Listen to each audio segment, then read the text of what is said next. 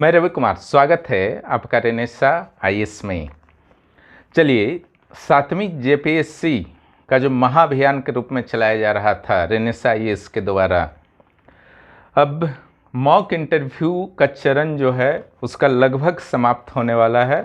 कुछ स्टूडेंट्स के बचे हुए हैं, बाकी काफ़ी कॉन्फिडेंट हो चुके हैं, बहुत बेहतर मॉक इंटरव्यू दे रहे हैं काफ़ी कॉन्फिडेंस के साथ, क्योंकि यहाँ पर आधा घंटा से लेकर के 40-45 मिनट तक मॉक इंटरव्यू मेरे नेतृत्व में अधिकारियों के साथ, सिविल सेवा विशेषज्ञों के साथ कराया जा रहा है।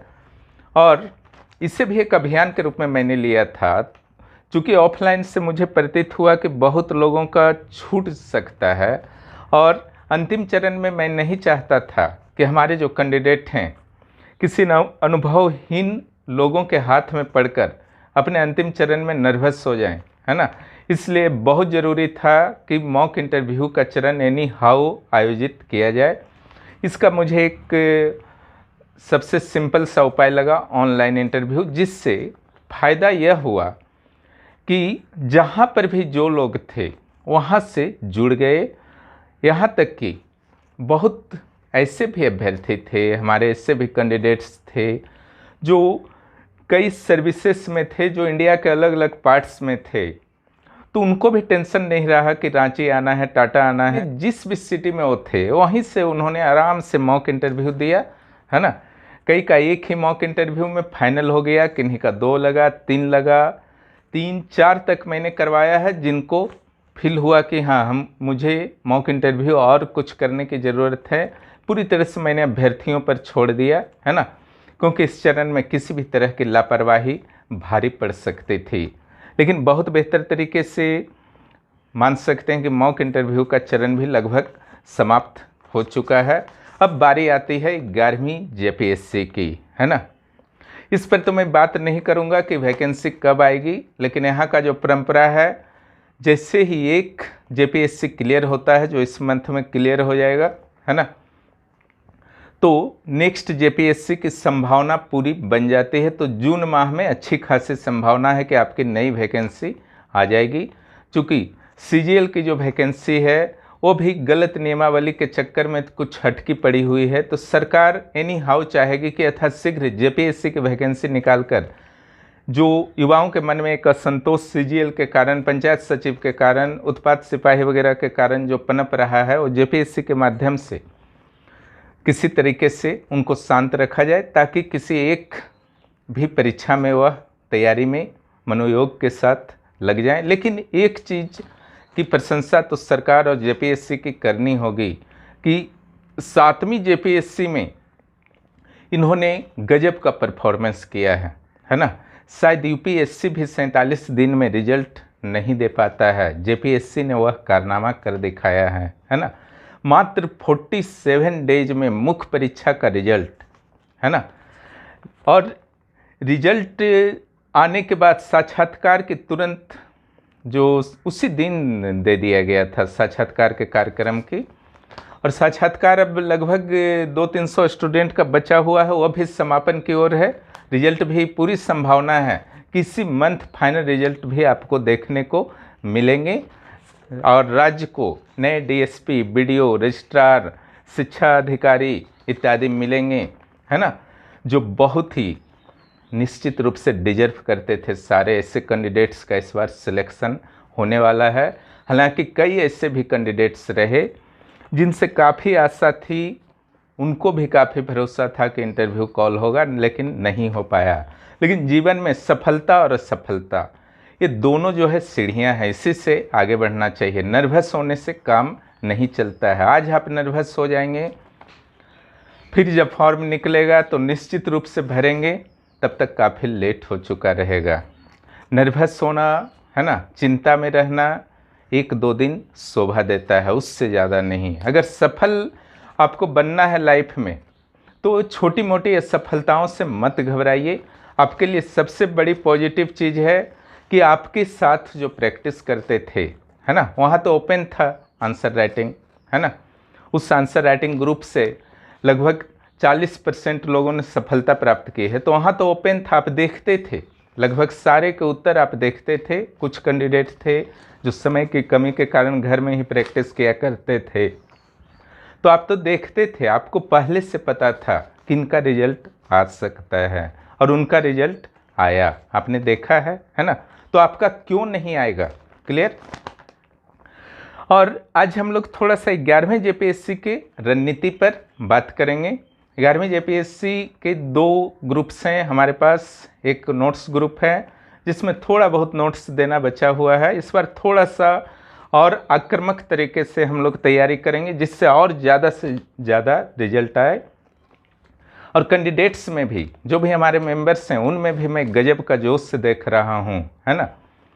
और यही जोश के बल पर मैं कह सकता हूँ कि इस बार और अधिक रिजल्ट आपके आने वाले हैं। और आंसर राइटिंग ग्रुप में मैंने फिर से, जैसा पिछला बार लिमिटेड सीट रखा था, इस बार भी लिमिटेड सीट रखूँगा ताकि मैं अच्छी तरह से चेक कर सकूँ। ज़्यादा यहाँ पर सीट आंसर राइटिंग ग्रुप में नहीं रहेगा, लेकिन नोट्स ग्रुप में जब भी आप चाहें स्वागत है। लेकिन आंसर राइटिंग ग्रुप से भी आप जुड़ना चाहते हैं तो लेट मत कीजिएगा, थोड़ा बहुत वहाँ पर स्थान बचा हुआ है, अधिकांश पैक हो चुका है ना। यहाँ एक चीज़ मैं गारंटी दूंगा कि मैं आपके पीछे पर्सनली काफ़ी मेहनत करता हूँ। मेहनत आपको भी करना है हमारे साथ, बस इतना काम है। बुक वगैरह मैं पढ़ने नहीं दूंगा, निश्चिंत रहिए, है ना। और आपका टाइम यहाँ बर्बाद नहीं किया जाएगा। क्लियर कि 5-6 घंटा जो है आपको यहाँ पर क्लास करवाया जा रहा है बैठा करके, ज़बरदस्ती का बिरसा मुंडा समझाएंगे, ज़बरदस्ती का गजनबी का आक्रमण को समझाएंगे, वो नहीं। हम मेरे द्वारा आपको बेस्ट नोट्स दे दिया जाएगा। उसके अलावा मैं डेली क्लास टेलीग्राम पर लेता हूँ। इस बार मैं प्रयास करूँगा कि कन्फ्यूजन क्लियरिंग के लिए बीच बीच में आप लोग से जूम मीटिंग पर भी जुड़ सकूँ, आपसे पर्सनली बात कर सकूँ, है ना। लेकिन बाकी जो सिस्टम है वो आपका चलता रहेगा, क्योंकि उससे बहुत ज़्यादा लाभ होता है। समय किल नहीं करना है हम लोगों को, ये सबसे ज़्यादा ज़रूरी है, ठीक है। और जिनका भी नहीं हो पाया, पीटी नहीं हो पाया या मेंस नहीं हो पाया, है ना, थोड़ा भी मत घबराइएगा, होगा। आप भी मेहनत करेंगे, आपका भी होगा। जेपीएससी से ही नियुक्ति होनी है, उस पर विश्वास रखिए। जेएसएससी से ही नियुक्ति होनी है, उस पर विश्वास रखिए। अब प्रश्न उठता है कि 11वां जेपीएससी प्रीलिम्स की तैयारी कैसे की जाए। मुख्य परीक्षा की तैयारी पर बाद में कभी वीडियो बनाऊंगा, है ना। आज हम लोग प्रीलिम्स पर कंसंट्रेट रहेंगे और मुख्य परीक्षा से इसके क्या संबंध है, इस पर हम लोग कंसंट्रेट रहेंगे। सबसे पहले जिस पर मैं डिस्कशन करने वाला हूँ वह यह है कि प्रीलिम्स परीक्षा सबसे खतरनाक, टफ तो नहीं कहा जाएगा, लेकिन सबसे खतरनाक चरण होता है सिविल सेवा का, चाहे यूपीएससी हो या जेपीएससी हो। यूपीएससी भी आपका मैं अक्टूबर से शुरू करवा रहा हूँ प्रीलिम्स के लिए, क्योंकि वो भी एक बहुत बड़ा समस्या कई कैंडिडेट के लिए बना हुआ है प्रीलिम्स। खास करके हमारे झारखंड के कैंडिडेट्स के लिए तो बहुत बड़ी समस्या है, प्रीलिम्स वो क्लियर नहीं कर पा रहे हैं, है ना। इसलिए अक्टूबर से शुरू हो रहा। जेपीएससी की भी वही स्थिति है, प्रीलिम्स खतरनाक चरण होता है। क्यों होता है खतरनाक चरण? क्योंकि इसमें सिर्फ सिविल सेवा के प्रति समर्पित अभ्यर्थी ही भाग नहीं लेते हैं, बल्कि रेलवे देने वाले, एसएससी देने वाले एवं अन्य एग्जाम्स को देने वाले भी अपनी किस्मत को आजमा लेते हैं। कई ऐसे कैंडिडेट होते हैं जो पीटी मास्टर होते हैं, ऑब्जेक्टिव मास्टर होते हैं, है ना। इतना अनुभव हो जाता है, बस देखते ही आंसर कर देते हैं। मुख्य परीक्षा से ना उनको मतलब होता है, ना उनकी तैयारी होती है, ना टारगेट होता है ना।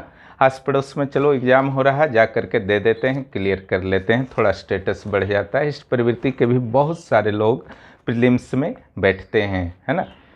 तो इससे जो नुकसान पहुंचता है, उन अभ्यर्थियों को भारी नुकसान हो जाता है जो मुख्य परीक्षा की तैयारी करके बैठे हुए होते हैं कि प्रीलिम्स क्लियर होगा तो मुख्य परीक्षा अच्छी तरह से देंगे, और प्रीलिम्स में ही उनका रिजल्ट मिस कर जाता है, वो काफ़ी दुखी हो जाते हैं।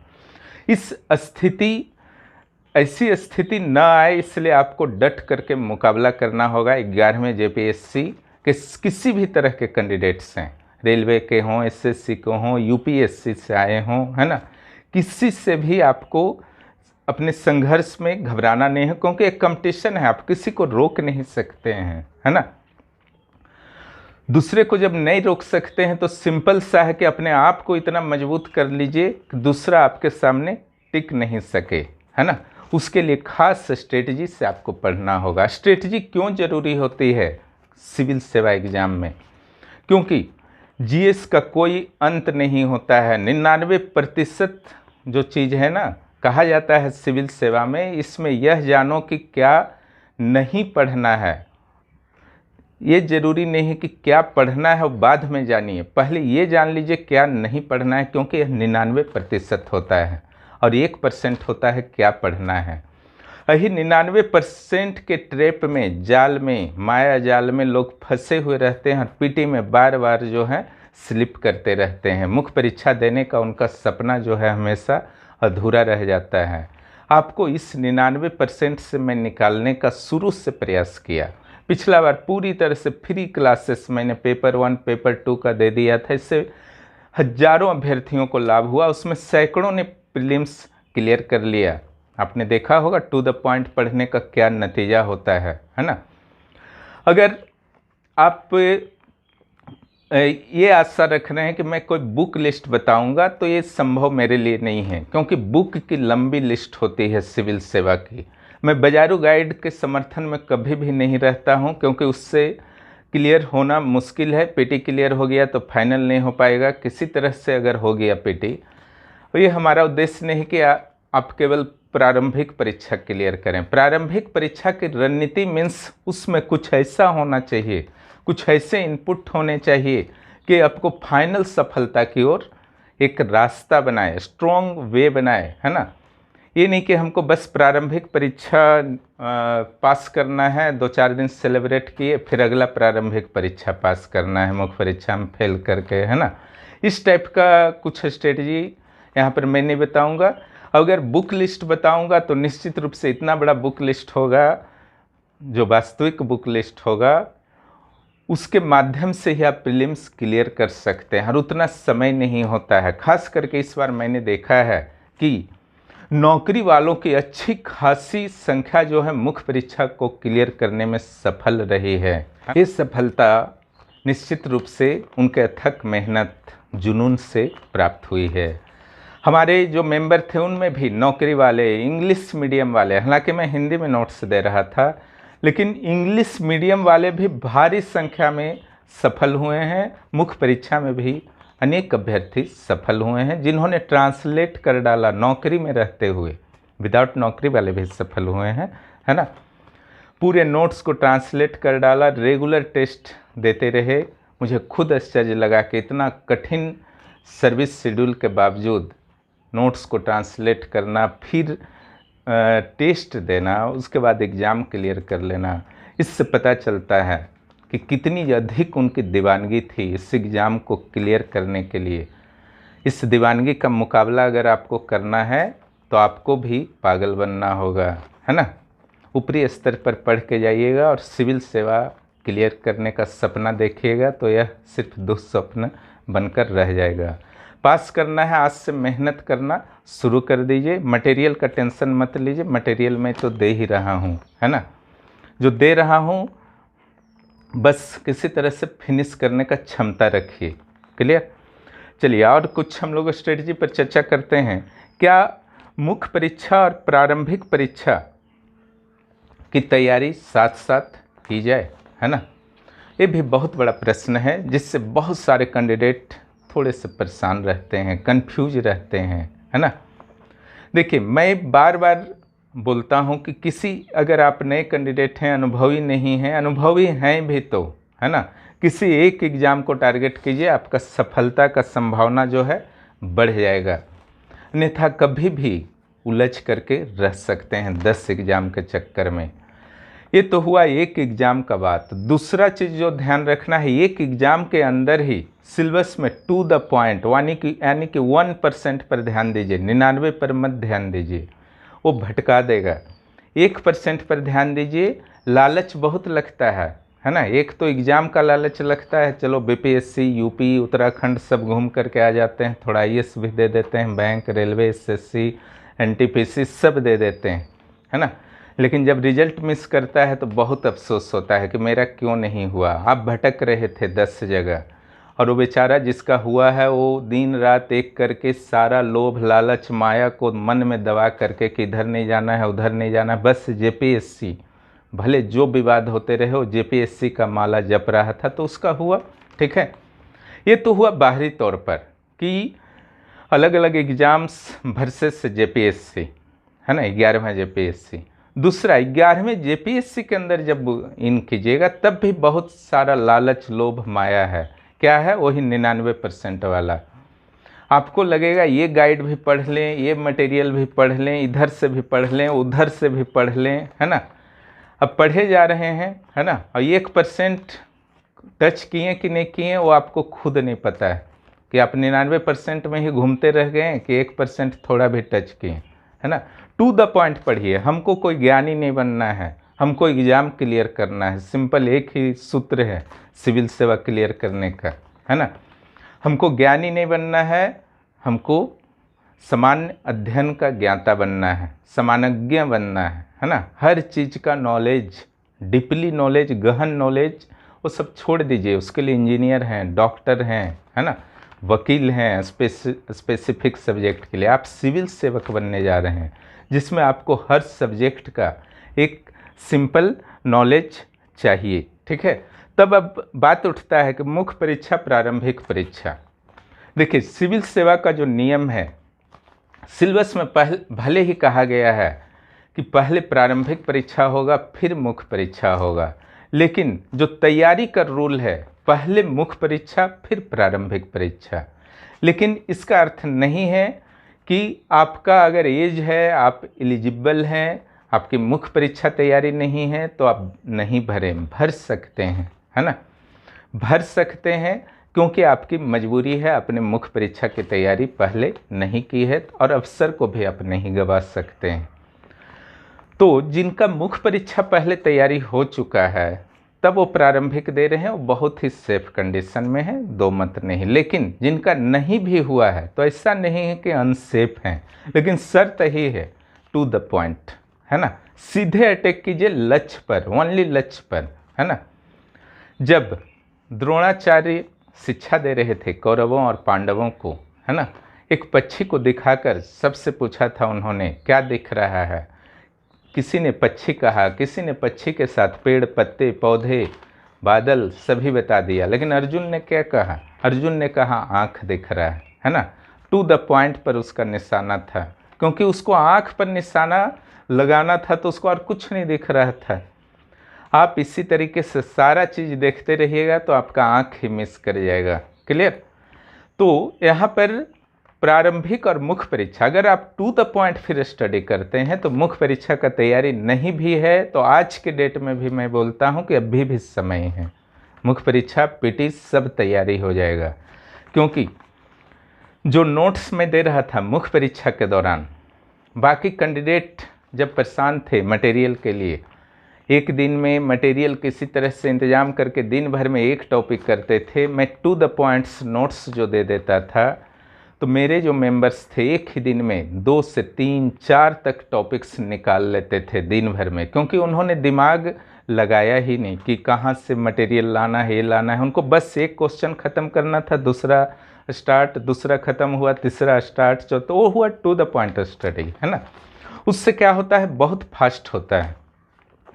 तो इस स्थिति में जब आपकी मुख्य परीक्षा की तैयारी नहीं है तो आज भी नोटिफिकेशन अभी नहीं आया है, एक आध महीना समय है एवरेजली, तो यहाँ पर आप क्या कर सकते हैं कि मुख्य परीक्षा के एक जीएस पेपर को आप ले सकते हैं। साहित्य की मैं सलाह नहीं दूंगा, है ना, क्योंकि साहित्य का लाभ प्रारंभिक परीक्षा में नहीं मिलेगा। जीएस में आप पॉलिटी पकड़ सकते हैं या इकोनॉमिक्स या साइंस पकड़ सकते हैं, इतिहास या इतिहास पकड़ सकते हैं, है ना, या भूगोल भी पकड़ सकते हैं। तो इससे क्या होगा, एक पेपर वहाँ ख़त्म होगा और इधर क्या होगा आपका कि मुख्य परीक्षा का भी जीएस का एक पेपर समाप्त हो जाएगा।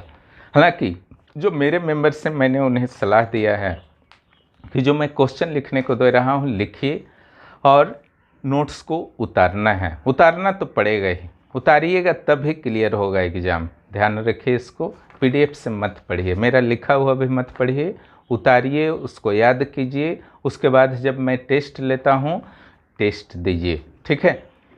तब ये तरीका हुआ कि एक जीएस पेपर को आप साथ लेकर के चल सकते हैं और प्रारंभिक परीक्षा को मैक्सिमम समय देते हुए, जो फ्रेशर्स किस्म के हैं। लेकिन जो अनुभवी किस्म के हैं उनको टेंशन नहीं लेना है, आप मुख्य परीक्षा का तैयारी अभी कीजिए और समय आने पर जब नोटिफिकेशन आ जाएगा प्रारंभिक परीक्षा की तैयारी शुरू कर दीजिए, है ना। और मुख्य परीक्षा की तैयारी तब तक करते रहिए जब तक आपको अपने आप पर भरोसा हो, यानी कि 30 से 40 दिन पहले पूरी तरह से प्रारंभिक परीक्षा पर डिपेंड हो जाइए। एकदम मुख्य परीक्षा की तैयारी को उस समय आपको छोड़ना होगा, लेकिन शर्त यही है, टू द पॉइंट, है ना। प्रारंभिक हो या मुख्य परीक्षा हो, अनावश्यक चीज़ मत पढ़िए, क्लियर करना है तो बुद्धिमानी से काम लीजिए, है ना। इसके बाद एक और प्रश्न उठता है कि प्रारंभिक परीक्षा का क्या महत्व है जेपीएससी सिविल सेवा में। अब इसको थोड़ा समझिए। अक्सर कोई भी आयोग हो जेपीएससी सहित, यह सही है कि प्रारंभिक परीक्षा जो होता है स्क्रीनिंग टेस्ट होता है और यह मेरिट लिस्ट में नहीं जुड़ता है इसका मार्क्स, जितना भी आप ले आइए। लेकिन जेपीएससी के मामले में मेरा मानना थोड़ा सा अलग है। भले ही आपका मार्क्स प्रारंभिक परीक्षा के मार्क्स नहीं जुड़ते हों मेरिट में, 100% सही है, लेकिन फिर भी मेरा मानना है कि प्रारंभिक परीक्षा का स्कोर आपके लिए मायने रखेगा जेपीएससी मुख्य परीक्षा में। कैसे, समझिए। जेपीएससी मुख्य परीक्षा जो होता है 950 मार्क्स का होता है, 950 मार्क्स का, जिसके मार्क्स जुड़ते हैं, हिंदी इंग्लिश को अगर छोड़ दीजिए। अब इस 950 में आपको पता है कि 160 मार्क्स ऑब्जेक्टिव होते हैं और हमारी जो रणनीति है प्रारंभिक परीक्षा की तैयारी आपको ऐसे मैं करा रहा हूँ कि वह 160 मार्क्स प्रारंभिक परीक्षा में ही आपका कवर हो जाए। यानी कि यहाँ जितना हाई स्कोर पीटी में होगा उस 160 में उतना हाई स्कोर आप वहाँ पर करेंगे। समझ गए कि पीटी का अच्छा से तैयारी करने से कैसे 160 में 140 तक आप ला सकते हैं और फाइनल मेरिट लिस्ट में अपना स्थान सुनिश्चित कर सकते हैं उस 140 नंबर के बल पर, है ना। आप समझ रहे होंगे मेरी बात। अब बात आती है कि तैयारी कैसे किया जाए, उस पर चर्चा करते हैं हम लोग। यहाँ पर देखिए, झारखंड सिविल सेवा के प्रारंभिक परीक्षा में 11वें जेपीएससी प्रारंभिक परीक्षा में, है ना, तैयारी करने का मज़ा तब आएगा जब आपके दिमाग में डीएसपी की कुर्सी, बीडीओ की कुर्सी, रजिस्ट्रार की कुर्सी, उनका स्टेटस, उनका सम्मान, उनके लिए जो सम्मान होते हैं पब्लिक के बीच में, उनके जो अधिकार उत्तरदायित्व होते हैं, उसके माध्यम से देश, राज्य, समाज का जो कल्याण कर सकते हैं, वो सारा चीज़ आपके माइंड में हमेशा घूमता रहे, है ना।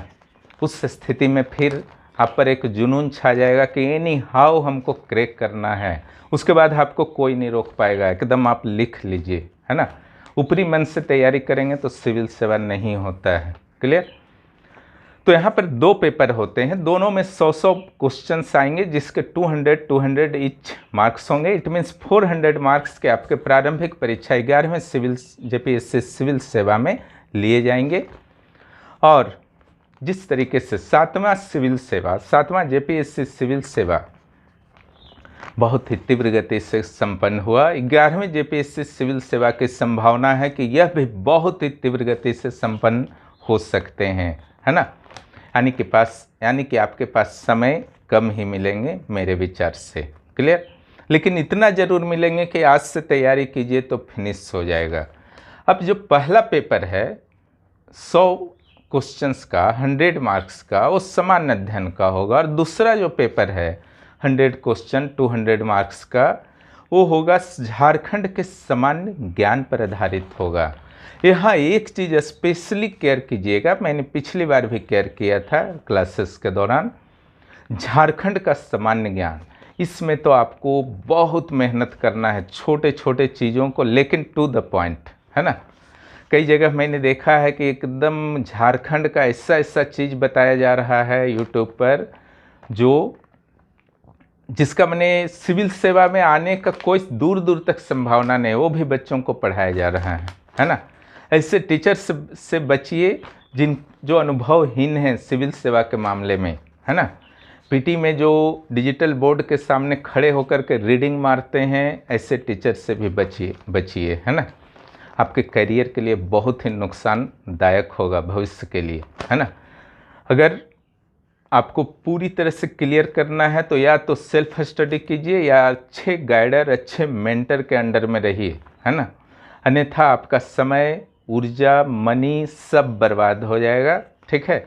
इसलिए मैं बार बार इस चीज़ को बोलता हूँ, इंटरव्यू के समय में भी मैंने बोला, प्रारंभिक परीक्षा पहला चरण है। यहाँ तो एकदम अनुभवहीन टीचर्स के पास मत रहिए, है ना, क्योंकि टीचर्स अनुभवी रहेंगे तो उनके दिमाग में सिर्फ प्रारंभिक परीक्षा नहीं रहेगा, ये सीधे इंटरव्यू तक, आपके फाइनल सिलेक्शन तक जो क्या क्या होना चाहिए, किस तरीके से ले चलना है, प्रारंभिक परीक्षा से ही उनकी रणनीति का हिस्सा रहेगा। इसका लाभ इस तरीके से आपको शुरू से मिलेगा, प्रारंभिक परीक्षा से, है ना। इसका आप लोग ध्यान स्पेशली रखेंगे। तो बात करते हैं, चलिए, जेपीएससी पेपर 1। जेपीएससी पेपर 1 निश्चित रूप से बहुत ही वास्ट सिलेबस है, और इसमें जो पहले एक ट्रेंड था कि मॉडर्न हिस्ट्री पढ़ के चले जाना है, काम हो गया, अब नहीं, है ना। अब जो है आपका प्राचीन भारत, मध्यकालीन भारत, आधुनिक भारत, तीनों को समान महत्व जेपीएससी ने दिया है। क्वेश्चन भी दिए गए थे इस बार, 5-5 क्वेश्चन, 30 मार्क्स के टोटल आएंगे, 15 क्वेश्चन, है ना। ये मैं पूरी तरह से कंप्लीट करा चुका हूँ इतिहास। पिछला बार कुछ रह गए थे, लेकिन इस बार मैंने कंप्लीट करा दिया है जो पेड मेंबर्स हैं उनके लिए। तो यहाँ पर भी इतिहास का तो कोई ठौर ठिकाना नहीं है ना। यहाँ ओरिजिनल बुक से नहीं पढ़िएगा तो नहीं होगा। क्वेश्चन आपने देखा था कि कैसे पूछे गए। जेपीएससी पेपर 1 निश्चित रूप से बहुत ही वास्ट सिलेबस है, और इसमें जो पहले एक ट्रेंड था कि मॉडर्न हिस्ट्री पढ़ के चले जाना है, काम हो गया, अब नहीं, है ना। अब जो है आपका प्राचीन भारत, मध्यकालीन भारत, आधुनिक भारत, तीनों को समान महत्व जेपीएससी ने दिया है। क्वेश्चन भी दिए गए थे इस बार, 5-5 क्वेश्चन, 30 मार्क्स के टोटल आएंगे, 15 क्वेश्चन, है ना। ये मैं पूरी तरह से कंप्लीट करा चुका हूँ इतिहास। पिछला बार कुछ रह गए थे, लेकिन इस बार मैंने कंप्लीट करा दिया है जो पेड मेंबर्स हैं उनके लिए। तो यहाँ पर भी इतिहास का तो कोई ठौर ठिकाना नहीं है ना। यहाँ ओरिजिनल बुक से नहीं पढ़िएगा तो नहीं होगा। क्वेश्चन आपने देखा था कि कैसे पूछे गए, कितना कठिन क्वेश्चन पूछा गया था प्राचीन भारत से, मध्यकालीन, 6ठा में हो या 7वां में हो, क्वेश्चन का लेवल बहुत अच्छा था, ठीक है, इतिहास के क्वेश्चन का। लेकिन एक सत्य यह भी है, जिन्होंने भी मेरे इतिहास के वीडियो को देखा था, फ्री ही वीडियो है, अभी भी उपलब्ध है, तो वहाँ से देखे थे आपके सीधे सीधे सारे प्रश्न लगभग आ गए थे। इसलिए यहाँ पर जो आपका इतिहास का है, जितना मैं पढ़ा रहा हूँ, जितना नोट्स दे रहा हूँ, उतना कर लेंगे तो 15 में 12-13 तो आ जाएंगे, है ना। बाकी गाइड और बुक की मैं बात नहीं कर रहा हूँ, क्योंकि बुक लिस्ट वगैरह मैं नहीं बताऊँगा, वो पॉसिबल ही नहीं है आप लोग से पढ़ने का, है ना। भारत का भूगोल, भारत का भूगोल में सामाजिक जननांकीय भूगोल मैंने पिछला बार दे दिया था, उससे प्रश्न आ गए थे, है ना। आर्थिक भूगोल बचा हुआ है, समान भूगोल और भौतिक भूगोल वर्तमान में रनिंग में है ना। प्रीलिम्स के बैच में आर्थिक भूगोल उसके बाद हो जाएगा, जिससे 2 प्रश्न आएंगे, है ना। और सामाजिक जननांकीय भूगोल से 2 प्रश्न 4 मार्क्स से फिनिश हो चुका है। समान भूगोल और भौतिक भूगोल से 6 प्रश्न आएंगे, जो अभी रनिंग में है, चल रहा है ना। क्लाइमेट तक हो चुका है, खत्म हो जाएगा अगले 20-25 दिनों में। चूँकि इंटरव्यू के चलते इधर 15 दिन से थोड़ा क्लास डिस्टर्ब हुआ है 11th जेपीएससी का। राज्य व्यवस्था, भारत का संविधान मैंने फिनिश करा दिया, क्लियर। 4 प्रश्न 8 मार्क्स के, भारत का संविधान। लोक प्रशासन सुशासन, 1 राउंड, बेसिक राउंड फिनिश हो चुका है, एडवांस राउंड अभी चल रहा। अब इससे बेसिक और एडवांस का समझिए मैटर, चाहे भूगोल हो या इतिहास हो या लोक प्रशासन हो या पॉलिटी हो या अर्थव्यवस्था हो। अर्थव्यवस्था का जस्ट शुरू हुआ है ना, अभी बहुत सारा उसमें बचा हुआ है। केवल आधारभूत लक्षण में बचा हुआ है, जिससे 4 प्रश्न आएंगे, जबकि धारणीय विकास, आर्थिक मुद्दे, आर्थिक सुधार, वैश्वीकरण फिनिश हो चुका है। केवल उससे करेंट डाटा आपको दिया जाना है। तो ये जो अर्थव्यवस्था हो, विज्ञान हो, भूगोल हो, इतिहास हो, है ना, या पॉलिटी हो, या लोक प्रशासन हो, यहाँ जो हमारी रणनीति है और आपकी भी रणनीति होनी चाहिए, है ना, इसको जब मैं स्टडी करा रहा हूँ प्रारंभिक परीक्षा में, तो मुख्य परीक्षा को मैं पूरी तरह से ध्यान में रखे हुए हूँ, है ना। पॉलिटी जिन्होंने भी मेरा नोट्स को पढ़ लिया है, याद मैंने करवा दिया है, सीजीएल बैच में भी, 11th जेपीएससी बैच में भी, वो अगर मुख्य परीक्षा में बैठते हैं तो निश्चित रूप से वहाँ से बहुत बैकअप मिलेगा, है ना।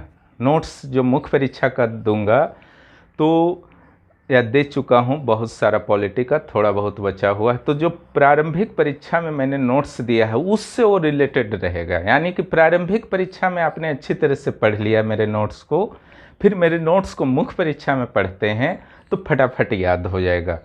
यानी कि मैं मुख्य परीक्षा को साथ लेकर के चल रहा हूँ। वही स्थिति आपकी अर्थव्यवस्था में है, भूगोल में है, ठीक है, और लोक प्रशासन में है। साइंस में बायो और केमिस्ट्री मैंने ख़त्म करा दिया है। फिजिक्स आजकल में अब शुरू हो जाएगा, चूँकि मॉक इंटरव्यू लगभग समाप्त हो चुका है। तो बायो और केमिस्ट्री, तो बायोलॉजी का जो है एक पार्ट आपका मुख्य परीक्षा में है लाइफ साइंस, है ना। तो बायोलॉजी में मैंने अभी से ही डीएनए आरएनए का बेसिक चीज़ को समझा दिया है, ताकि भविष्य में स्टूडेंट्स को, कैंडिडेट्स को और मुझे समझाने में और कैंडिडेट्स को समझने में डीएनए का स्ट्रक्चर हुआ, है ना, या जीवों का विभेदीकरण हुआ, या कार्बोहाइड्रेट संरचना, वसा संरचना, या फिर आपका जो भी लाइफ साइंस का टॉपिक है, इनहेरिटेंस वाला हो गया, इस समझने में अब कोई दिक्कत नहीं आएगा। बेसिक्स को मैंने वहीं पर क्लियर करा दिया। इसलिए बायोलॉजी का देखिए मैंने काफ़ी डिटेल नोट्स दिया है ना, इसी उद्देश्य से कि लाइफ साइंस में आप स्ट्रॉन्ग हो जाएं। अब उस बायोलॉजी को भी पढ़ लीजिएगा तो लाइफ साइंस का लगभग जो है 30-40% मुख्य परीक्षा का भी आपका वहाँ कंप्लीट हो चुका है, वहाँ पर उद्देश्य से, है ना। तो सामान्य विज्ञान का जो 4 प्रश्न है उसमें बस वहाँ भी देखिए 4 प्रश्न है, 8 मार्क्स है, फिर भी मैं इसको हल्के में नहीं ले रहा हूँ, आपको भी नहीं लेना है। हल्के में लेते रहिएगा तो सब हट जाएगा धीरे धीरे, कि यहाँ से 1 आएगा हटा दो, यहाँ से 3 आएगा हटा दो। ऐसा रणनीति बनाने वाले जो हैं उनका बहुत दिक्कत होता है प्रीलिम्स क्लियर कर। सारा करना है, सिंपल सा बात है, भले ही एक क्वेश्चन क्यों ना आए, उसको भी हमको डिटेल में पढ़ के जाना है, उसी से मार्क्स बढ़ता है, थोड़ा थोड़ा करके ही। कृषि और तकनीकी विकास, सूचना संचार तकनीकी पूरी तरह से ये फिनिश करा दिया गया है। सामान्य विज्ञान में केवल फिजिक्स और साइंस टेक्नोलॉजी थोड़ा बहुत बचा हुआ है ना। अब झारखंड तो जैसा कि पता है आपको कि पूरा 100 क्वेश्चन तो उसमें आएगा ही। अब पेपर 1 में भी 10 क्वेश्चन आपका आने वाला है झारखंड से। अब मेरे विचार से 10 नहीं रहता है, 12-13 रहता है, इधर उधर कटौती करके। तो झारखंड हमारे इसलिए स्पेशल टारगेट में रहता है। यहाँ पर भी झारखंड से जो 10 से 12 प्रश्न आएंगे उसमें 1-2 छोड़ करके सारा आपको यानी हाव बनाना है, एक भी मिस नहीं करना है। क्लियर? ये बहुत सपोर्ट करेगा आपको प्रीलिम्स को क्लियर करने में। नेक्स्ट हम लोग आते हैं करेंट अफेयर्स मैं निरंतर दे रहा हूँ, है ना। इधर 1-2 माह का मिसिंग है, वो प्रदान कर दिया जाएगा, बाकी उधर 1 साल का मैं पूरा दे चुका हूँ, है ना। तो करेंट अफेयर्स से जो भी संभावित 15 क्वेश्चन हैं तो देखा गया इसी 15 क्वेश्चन में कुछ कटौती करके झारखंड के क्वेश्चंस दिए गए थे। तो इस 15 प्रश्न में जिस तरीके से मैं नोट्स दे रहा हूं, अगर करेंट अफेयर्स आते हैं वास्तव में तो 10-12 आपके आ जाएंगे, निश्चिंत रहिए। ये बहुत ही बड़ा सेक्शन है, इस पर आपको मेहनत करने की आवश्यकता है। लास्ट में करेंट अफेयर्स नहीं पढ़ना है, शुरू से पढ़ना है ना। अब आगे आते हैं आपका विविध सेक्शन बहुत अच्छी तरह से फिनिश हो गया है। मानवाधिकार हो, पर्यावरण हो, नगरीकरण हो, खेलकूद हो, आपदा प्रबंधन, गरीबी बेरोजगारी, पुरस्कार, यूएनओ, है ना। ये बहुत अच्छी तरह से फिनिश है। नोट्स भी आपको मिल चुका है, याद भी करवा दिया गया है। फिर से राउंडिंग सिस्टम के तहत फिर से इसको मैं करवा दूंगा, है ना। और इसमें जो भी अपडेट्स होंगे इस वर्ष अपडेट कर दिया जाएगा। अब आते हैं हम लोग पेपर 2। पेपर 1 बहुत टफ है, इतना आसान नहीं है कि कुछ नामी गाइड्स को पढ़ करके आप चले गए और मैनेज कर लीजिएगा, ऐसा मत कीजिएगा। अब आते हैं झारखंड के इतिहास सेक्शन में। यहाँ पर शासन व्यवस्था स्पेशली दिया गया है। शासन व्यवस्था से जो टोटल प्रश्न हैं 8 प्रश्न हैं, है ना। इसको अलग अलग अच्छी तरह से नोट्स भी दिया गया है, कंप्लीट वीडियो उपलब्ध है ना। चाहे मुंडा हो, नागवंशी, पढ़ा, मांझी, मुंडा, मानकी, ढोलको सोहर, जातीय पंचायत। अब जातीय पंचायत व्यवस्था में 2 प्रश्न आएंगे तो उसको छोड़ देना है, ये कभी मत कीजिएगा। 2 आएंगे तो 4 मार्क्स कहाँ से मिलेगा आपको, छोड़ दीजिएगा तो छोड़ना नहीं है। झारखंड का आंदोलन 7 प्रश्न आएगा, 14 मार्क्स का रहेगा। झारखंड के सदान, झारखंड के आदिवासी स्वतंत्रता सेनानी, एक प्रश्न रहेगा यहाँ से। अब विभूति से 2 प्रश्न रहेगा। विभूति को मैंने काफ़ी अच्छी तरह से पढ़ाया था। पुराने विभूति, समकालीन विभूति 2 पार्ट में था। इस बार तीसरा पार्ट आपको मिलेगा, समकालीन विभूति का ही दूसरा पार्ट एक तरह से, जो पिछले 1 वर्षों में विभूति के रूप में जाने जा रहे हैं झारखंड के व्यक्तित्व, वो आपको नया कलेक्शन मिल जाएगा। झारखंड के आंदोलन, राज्य गठन, उससे तो बाहर कुछ आएगा ही नहीं, इस तरीके से नोट्स दे दिया गया है। तो यहाँ से आपका 7 क्वेश्चन, बहुत इंपॉर्टेंट सेक्शन है।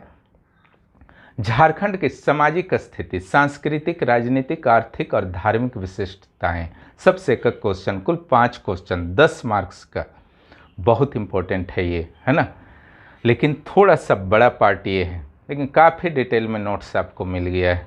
क्लियर, याद कर लीजिएगा, उससे बाहर आने जाने का संभावना नहीं के बराबर है। एक टफ पार्ट है लोक साहित्य, है ना। लोक साहित्य से 1 प्रश्न और झारखंडी साहित्य और साहित्यकार से 5 प्रश्न, टोटल 6 प्रश्न। 12 मार्क्स का जो है इसको मैं टफ पार्ट मानता हूँ, क्योंकि यहाँ से प्रश्न बनाने में समस्याएं कैंडिडेट्स को आ रही हैं। लेकिन ज़्यादा से ज़्यादा स्टडी करके जाना है, जो पिछला बार भी दिए थे, तो उसमें से कुछ और साहित्यकार को जोड़ देना है। मैं भी इस बार कुछ और जोड़ दूंगा ताकि और संभावना बने कि कम से कम 5 में जो 2-3 बन रहा है 4 तक पहुँचे किसी तरीके से। 6 में 2-3 में जो रुक रहा है किसी तरीके से 4 तक पहुँचे। पारंपरिक कला, लोक नृत्य, लोक संगीत, वाद्य, दर्शनीय स्थल, आदिवासी जाति प्रजाति विशेषताएं, ये सब सिंपल टॉपिक है, लेकिन वही टू द पॉइंट आपको पढ़ना है। अनावश्यक चीज़ों का भरमार करके पढ़ते रहिएगा तो पढ़ते रह जाइएगा, क्योंकि बहुत विशाल हो जाएगा फिर, है ना। तो यही इस सेक्शन में ध्यान रखना है कि एक प्रश्न तो जरूर है, लेकिन एक भी सेक्शन को नहीं छोड़ना है, अन्यथा धोखा में पड़ सकते हैं पीटी में। झारखंडी साहित्य और साहित्यकार बहुत टफ है, इस पर अभी मैंने चर्चा कर ही दिया, है ना, कि जितना दिया गया है नोट्स उसके अलावा भी इस बार और कुछ और भी याद करवाने का प्रयास किया जाएगा आप लोगों को, आप लोग भी कीजिए। झारखंड के शिक्षण संस्थान सिंपल है, बुद्धिमानी से पढ़ना है। 3 क्वेश्चन यहाँ से आएंगे 6 मार्क्स के। खेलकूद 5 क्वेश्चन, इसमें करंट का भी समावेश रह सकता है खेलकूद वाले में, 10 मार्क्स। और H नंबर सेक्शन, भूमि संबंधी कानून, यहाँ से जो है 12 प्रश्न रहेंगे। सेंटी एसपीटी से 10, अन्य कानूनों से 2, है ना। तो ये तो मैंने इतना सारा क्लास लिया था, और एग्ज़ाम से पहले 7वें पीटी के एग्ज़ाम से पहले भी मैंने बोल दिया था कि जो मैं क्लास ले रहा हूँ इसको जो समझ जाते हैं, कर लेते हैं, नोट डाउन कर लेते हैं, उनका 10 में 10 बनेगा। और आपको आश्चर्य होगा कि सैकड़ों अभ्यर्थियों ने मुझे प्रीलिम्स रिजल्ट के बाद फ़ोन करके कहा कि सर आपके सारे वीडियो को मैंने देखा, किन्हीं का 9 सही हुआ, किन्हीं का 10 में 10 सही हुआ, किन्हीं का 8 हुआ, है ना। तो सारा जो CNT SPT का एक खौफ था उसे मैंने 10-12 वीडियो बना करके हमेशा के लिए समाप्त कर दिया। कोई भी कन्फ्यूजन नहीं, ओरिजिनल बुक से मैंने उसे पढ़ाया है, ठीक है। काफ़ी मेहनत का परिणाम है। उसी वीडियो का मैंने नोट्स अपने पेड मेंबर्स को प्रदान किया है, ठीक है, और उसका कई बार टेस्ट भी हो चुका है, सिर्फ वीडियो ही मैंने नहीं दिया है। 103 क्वेश्चन जो है CNT का मैंने दिया है, 53 क्वेश्चन SPT का दिया है, उससे सीधे सीधे कई प्रश्न जो है आ जाया करते हैं आपके एग्जाम्स में, है ना। तो CNT SPT एवं अन्य राज्यपरक विल्किंसन रूल हुआ, पेशा हुआ, है ना, वो सब भी मैंने दे दिया है, भूमि अधिग्रहण अधिनियम भी दे दिया है। तो ये सब कुछ समस्या अब नहीं रह गया है, लेकिन टफ सेक्शन है, इसमें कोई दो मत नहीं है, मेहनत करना होगा, इससे ही आपका नहीं बन जाएगा 10 ठो। 1947 से राज्य में आर्थिक विकास का इतिहास, झारखंड का भूगोल, 10 प्रश्न 20 मार्क्स। इसका तो लगता है मैंने 15-16 क्लासेस लिया है, इतनी अच्छी तरह से वीडियो में समझाया गया है कि उसको फॉलो करते हैं तो मेरे विचार से कहीं समस्या, कभी भी झारखंड के भूगोल में समस्या नहीं आएगी, इंटरव्यू तक आपका काम देगा वो। और जो क्लासेस लिया गया है झारखंड का इस सेक्शन का, आई सेक्शन का, इसमें पूरी तरह से मैंने मुख्य परीक्षा का ध्यान रखा है। झारखंड के भूगोल जो सेक्शन है मुख्य परीक्षा में, उसका पूरी तरह से मैंने ध्यान रखा है। अब आते हैं झारखंड की औद्योगिक नीति, पुनर्वास विस्थापन नीति, अच्छी तरह से मैंने पढ़ा दिया है। अन्य नीतियों का भी नोट्स मैंने पूरा दिया है ना, ऑब्जेक्टिव क्वेश्चंस के रूप में। इस बार और भी जो नीति बने हैं उसको मैं शामिल कर दूंगा, अपडेट उपलब्ध करा करके। 6 प्रश्न यहाँ से बनेंगे, है ना। तो ये भी विशेष समस्या आपके लिए अब नहीं रह गया है, ठीक है, क्योंकि नोट्स क्वेश्चन सारा मैंने उपलब्ध करा दिया है। झारखंड के उद्योग औद्योगिक विकास 5 प्रश्न, और ऊपर जो आर्थिक विकास जो बताएं, जंगल नदी वगैरह 10 प्रश्न, 10, 5, 15 प्रश्न के लिए ही मैंने ज्योग्राफी का क्लास लिया था और उसका नोट्स दिया है ना। ज्योग्राफी का जो नोट्स है 11th JPSC वाले बैच में, CGL वालों को भी वो दिया गया है। तो उस वास्तव में इसी 15 प्रश्न को कवर करने के लिए दिया गया है, उससे रिलेटेड किन्हीं को भी। ऐसे कन्फ्यूजन नोट्स से ही दूर हो जाता है याद कर लेने के बाद, लेकिन फिर भी कन्फ्यूजन हो तो वीडियो ज़रूर देख लीजिएगा, ठीक है। एप्लीकेशन पर भी उपलब्ध है, यूट्यूब पर भी उपलब्ध है। जंतु संरक्षण का कार्य, है ना, एक इजी टॉपिक आप मान सकते हैं, लेकिन इजी के रूप में नहीं, सरल के रूप में नहीं लेना है, क्योंकि कौन कौन से जानवर किस अभ्यारण्य में है, किस वर्ष स्थापित हुआ, उसका एरिया कुछ नहीं छोड़ना है, एकदम कंठस्थ रहना चाहिए सारा। ये सिर्फ प्रारंभिक में नहीं बल्कि मुख्य परीक्षा में काम देगा, और आपका इंटरव्यू में भी इससे प्रश्न पूछा जाता है। क्लियर। तो तीनों स्टेज जो है आपका इससे सपोर्ट करेगा। झारखंड का पर्यावरण, ये भी इंटरव्यू तक का टॉपिक है ना। ये भी बहुत टफ सेक्शन था, इसमें जो भी 2021 तक के डाटा थे मैंने दिया था। इस बार मैं अपडेट कर दूंगा आपके प्रारंभिक परीक्षा से पहले तक के डाटा का। आपदा प्रबंधन, है ना, आपदा प्रबंधन का बहुत बेहतर नोट्स से 6ठा में भी आए, उस नोट से 7वें में भी उस नोट से आए, है ना। और झारखंड से संबंधित विविध तथ्य और समसामयिक मैं रेगुलर दे रहा हूँ। झारखंड का 15-16 कार्ड दिया जा चुका है भी, और बहुत सारे कार्ड्स दिए जाएंगे, है ना, झारखंड करंट अफेयर्स का। तो उससे बाहर कुछ नहीं आएगा। झारखंड का बजट दिया जा चुका है डिटेल में, झारखंड का आर्थिक समीक्षा दिया जा चुका है ना। तो इस तरीका से जो है आपको जो मेहनत करने का चीज़ है साहित्य, CNT, SPT में, बाकी जो भी सेक्शन है बुद्धिमानी से पढ़ने का चीज़ है ना। It means to the point अगर आप पढ़ते हैं हर सेक्शन को तो बहुत इजी हो जाएगा, और इजीली हो जाएगा, और साथ में मुख्य परीक्षा की भी अच्छी खासी तैयारी प्रारंभिक परीक्षा के साथ ही हो जाएगी।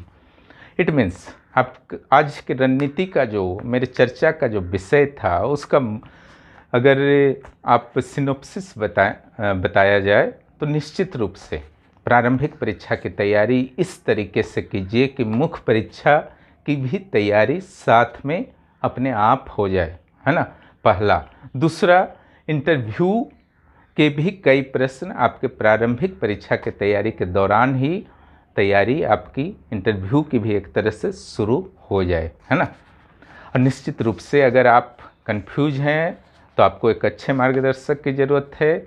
और जहाँ तक रेनेसा IAS की बात है तो मैं बार बार बताता ही रहता हूँ कि वहाँ पर मैं पूरी तरह से केयर के साथ किसी भी चरण में मैं साथ छोड़ूंगा नहीं, है ना। पीटी में हो, मेंस में हो, आंसर राइटिंग हो, टेस्ट हो, मॉक इंटरव्यू हो, यहाँ तक कि मैंने एक नई परंपरा की शुरुआत इस बार की, इंटरव्यू की तैयारी।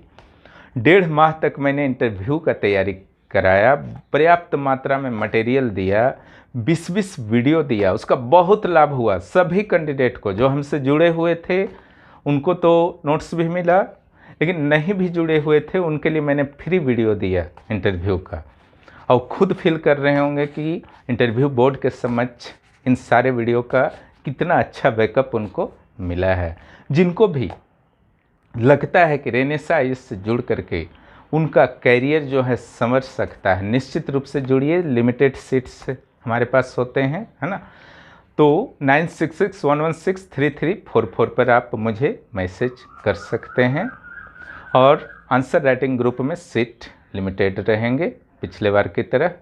और आपको 11वें जेपीएससी में फाइनल सफलता के लिए, सिर्फ प्रारंभिक सफलता के लिए मैं शुभकामना नहीं दे रहा हूँ, फाइनल सफलता के लिए बहुत बहुत शुभकामनाएं। आज से मेहनत कीजिए अर्जुन की तरह, सिर्फ आँख पर लक्ष्य बनाकर, है ना। बाकी सारे परीक्षाओं को भूल जाइए, है ना। टू द पॉइंट पढ़िए और सिर्फ 11वां जेपीएससी जान भिड़ा दीजिए। देखिए रिजल्ट आपके हाथ में होगा। मैं और रेनेसा आईएएस पूरी तरह से साथ हूँ। बहुत बहुत धन्यवाद। जो भी इस चैनल पर नए हैं सब्सक्राइब करें, दोस्तों को बताएं।